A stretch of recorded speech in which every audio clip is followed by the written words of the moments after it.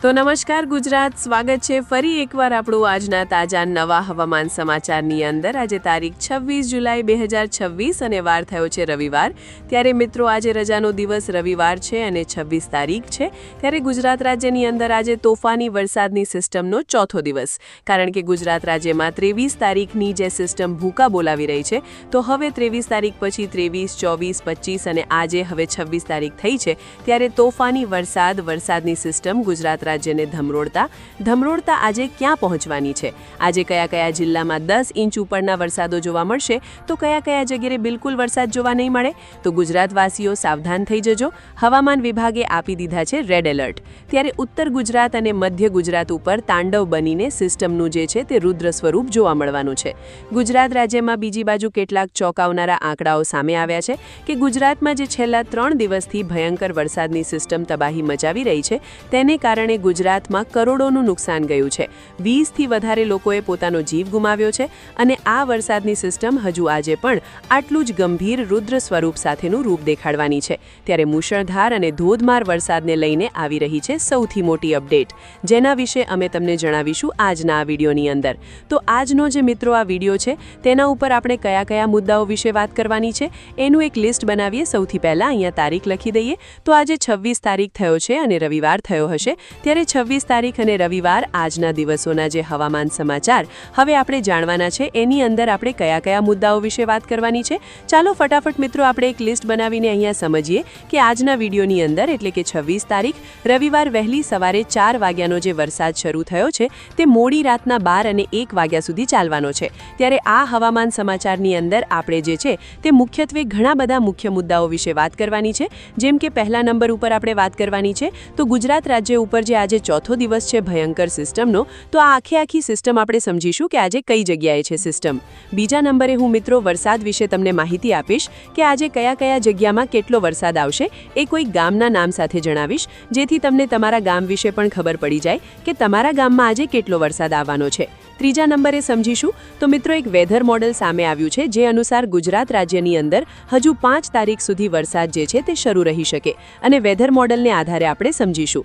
ચોથા નંબર ઉપર ખૂબ જ મોટી આગાહી અંબાલાલ પટેલે આપી દીધી છે, નવી આગાહી, અને અંબાલાલ પટેલની જે નવી આગાહી છે એ અત્યંત આઘાતજનક છે, ડરામણી આગાહી છે। તેના વિશે પણ આ વિડીયોમાં ચોથા નંબરે વાત કરીશું। અને સૌથી છેલ્લે 5મા નંબરે આપણે વાત કરીશું તો ગુજરાત રાજ્યમાં ગઈકાલે એટલે શનિવાર હતો અને 25 તારીખ હતી, ગઈકાલે જે વરસાદ પડ્યો છે એના લાઈવ ફોટા અને વિડીયો હું લઈને આવેલો છું, એ પણ તમને દેખાડીશ। અને ગુજરાતમાં જે મોટી નુકસાની ગઈ છે તેના વિશે પણ જે અપડેટ આવી રહી છે એના વિશે પણ આપણે વાત કરીશું। તો ચાલો મિત્રો આ બધી જ વાત આપણે કરવાની છે આજના વિડીયોમાં। એની પહેલા વિડીયોની અંદર આગળ વધીએ।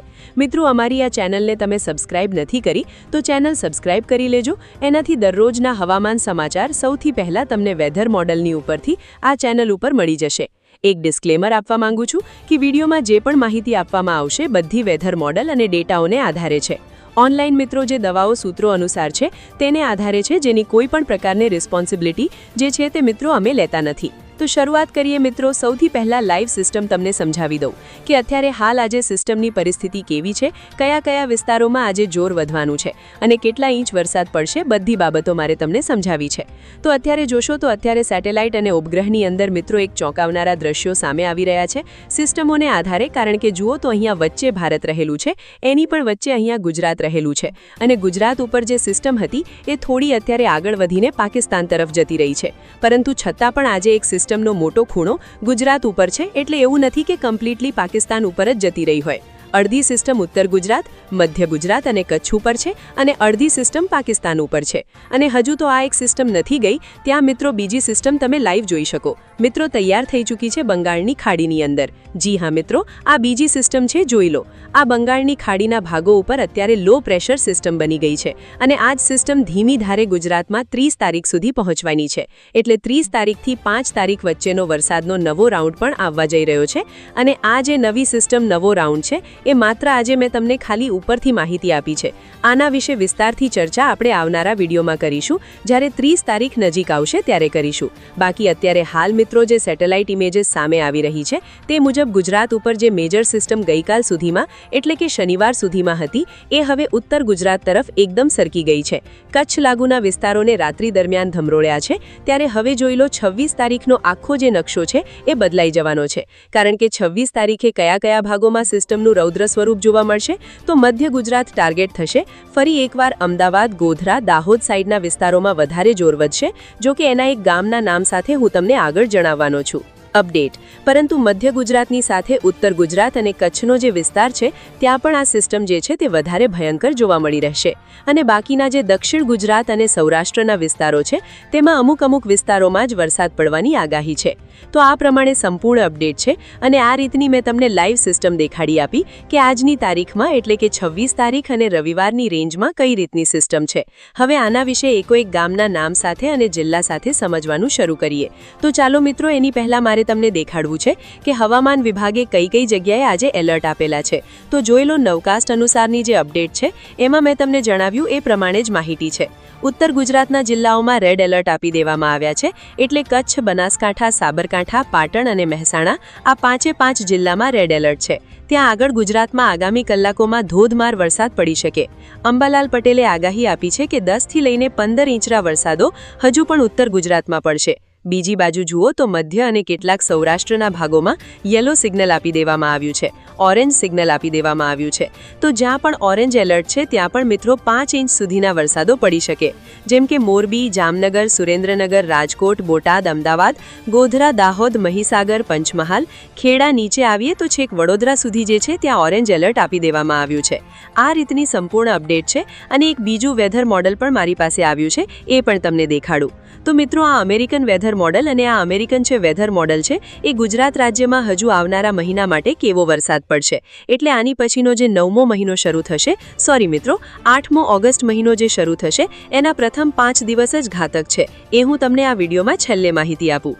ચાલો હવે ટાઈમ નથી બગાડતા અને એક ગામના નામ સાથે હવે માહિતી મેળવવાની શરૂ કરીએ. એની પહેલા જણાવું કે અંબાલાલ પટેલે ખાસ આજ માટે એક મોટી સૂચના અને મોટી ચેતવણી આપી દીધી છે. એટલે કહ્યું છે કે ઉત્તર ગુજરાતમાં હજુ 15 અને 20 સુધીના વરસાદો ખાબકી શકે, તો એ પ્રમાણે તૈયારી રાખવી. કારણ કે સિસ્ટમ દક્ષિણ ગુજરાતમાં વલસાડ, સુરત અને નવસારીને ધમરોળી ચૂકી છે. મધ્ય ગુજરાતમાં અમદાવાદ, ગોધરા, ખેડા આ બધું જ જળબંબાકાર થઈ ચૂક્યું છે. અને હવે ઉત્તર ગુજરાતમાં પણ પડાપડી શરૂ થઈ ચૂકી છે. અને હવે ધોધમાર અને રાધાર ધબધબાટી બોલાવનારા વરસાદો આજની તારીખમાં તમને જોવા મળી શકે. ત્યારે ચાલો મધ્ય ગુજરાતથી શરૂ કરીએ. સૌથી મોટું સંકટ જ્યાં જોવા મળી રહ્યું છે અને સિસ્ટમનું આજે કેન્દ્ર મિત્રો અહીંયા જોવા મળી રહ્યું છે. મુખ્યત્વે અમદાવાદ, ગાંધીનગરનો જે વિસ્તાર અને ગોધરા, દાહોદનો જે વિસ્તાર છે તે વધારે કવર થતો જોવા મળી રહ્યો છે.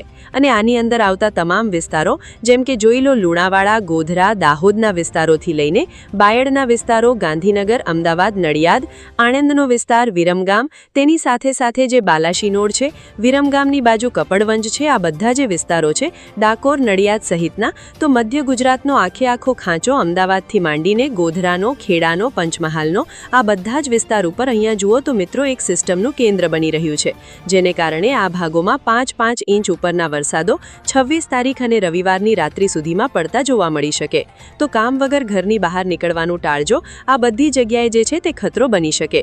મધ્ય ગુજરાતની અંદર બાકી મધ્ય ગુજરાતના જે મહીસાગર બાજુના ભાગો છે ત્યાં આગળ માત્ર ઝાપટા સ્વરૂપે વરસાદની આગાહી છે. નીચે જુઓ તો વડોદરા લાગુના વિસ્તારોમાં પણ વરસાદ વધવાનો છે.